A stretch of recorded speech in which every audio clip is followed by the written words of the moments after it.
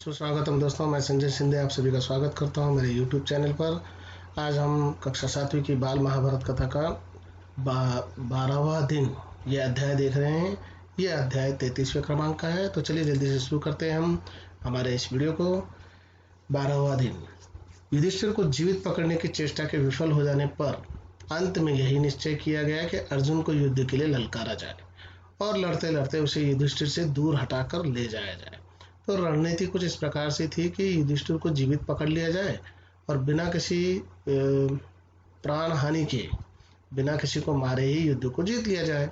लेकिन उसमें वो असफल हुए। तो फिर तय ये किया गया कि पहले अर्जुन को ही जो है युद्ध के लिए ललकारा जाए और उसे युद्ध क्षेत्र से थोड़ा सा दूर ले जाया जाए ताकि युधिष्ठिर को पकड़ा जा सके। युद्ध का 12वां दिन था। बहुत ही भयानक लड़ाई हो रही थी। आचार्य द्रोण ने युधिष्ठिर को जीवित पकड़ने की कई बार चेष्टा अर्थात प्रयास किया, लेकिन वह हर बार असफल रहे। भगदत्त के हाथी ने भीमसेन को मार दिया। यह सोच सुनकर युधिष्ठिर ने भी विश्वास कर लिया कि भीमसेन सचमुच ही मारा गया होगा। यह सोचकर उन्होंने अपने वीरों को आज्ञा दी कि वे भगदत्त पर हमला करें। इधर युधिष्ठिर द्वारा भेजी गई कुमुक आ पहुंची थी। कुमुक अर्थात सेना। और वृद्ध भगदत्त को चारों तरफ से पांडव वीरों ने घेर लिया था। उधर दूर अर्जुन संसप्तकों से लड़ रहा था। अर्जुन के पहुंचते ही पांडवों की सेना में नया उत्साह आ गया। हाथी पर सवार भगदत्त ने अर्जुन और श्री कृष्ण दोनों पर ही बाण बरसाने शुरू किए। भगदत्त ने एक तोमर अर्जुन पर चलाया। तोमर अर्जुन के मुकुट पर जा गिरा लगा। इससे अर्जुन को बड़ा क्रोध आया। उसने अपना मुकुट संभाल कर रख लिया और बोला, भगदत्त, अब इस संसार को अंतिम बार अच्छी तरह से देख लो। यह कहते कहते अर्जुन ने अपना गांडीव तान लिया। अर्जुन के गांडीव अर्थात उसके धनुष का नाम गांडीव था और उन्होंने क्या किया, उस पर बाण चढ़ाकर उसे तान लिया। अर्जुन द्वारा छोड़े गए बाणों से भगदत्त का धनुष टूट गया। तरकस का भी यही हाल हुआ। तरकस अर्थात जिसमें बाण रखे जाते हैं, पीठ पलट का वो एक साधन होता है। अर्जुन ने भगदत्त के मर्म स्थानों पर भी बाण चलाकर उन्हें छेद डाला। इसके बाद अर्जुन के तेज बाणों से भगदत्त की आंखों के ऊपर बंधी हुई रेशम की पट्टी कट गई, जो उसकी आंखों के ऊपर लटक आने वाली चमड़ी को ऊपर उठाए रखती थी। इससे भगदत्त की आंखें बंद हो गई। उसे कुछ भी सूझना बंद हो गया। वह अंधेरे में मानो विलीन सा हो गया।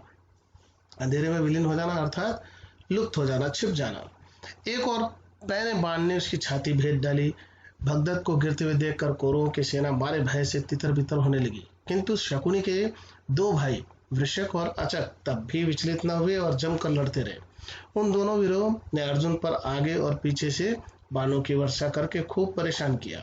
अर्जुन ने थोड़ी देर बाद उन दोनों के रथों को तहस नहस कर दिया और उनकी सेनाओं पर भी भयानक बाण वर्षा की। सिंह शिशुओं के समान वे दोनों भाई अर्जुन के बाणों से घायल होकर गिर पड़े और मृत्यु को प्राप्त हुए। तो इस प्रकार से जो है शकुनी के दोनों भाई वृषक और अचक भी युद्ध में मारे गए हैं। अपने अनुपम वीर भाइयों के मारे जाने पर शकुनी के क्रोध और क्षोभ की सीमा न रही। क्षोभ अर्थात दुख की सीमा न रही। उसने युद्ध शुरू कर दिया और उन सब उपायों से काम लिया जिनमें उसे कुशलता प्राप्त थी, परंतु अर्जुन ने उसके एक एक अस्त्र को अपने जवाबी अस्त्रों से काट डाला। अंत में अर्जुन के बाणों से शकुनी ऐसा आहत हुआ कि उसे युद्ध क्षेत्र से हट जाना पड़ा। इसके बाद तो पांडवों की सेना द्रोणाचार्य की सेना पर टूट पड़ी। असंख्य वीर खेत अर्थात मृत्यु को प्राप्त हुए, शहीद हो गए।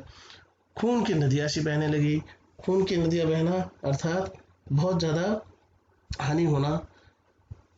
थोड़ी देर बाद सूर्य अस्त हुआ। अपनी सेना का यह हाल देखकर द्रोणाचार्य ने लड़ाई बंद कर दी। दोनों पक्षों की सेनाएं अपने अपने डेरों को चल दी और इस प्रकार 12वें दिन का युद्ध समाप्त हुआ। चलिए रुकते हैं हम यहाँ पर। धन्यवाद आप सभी का।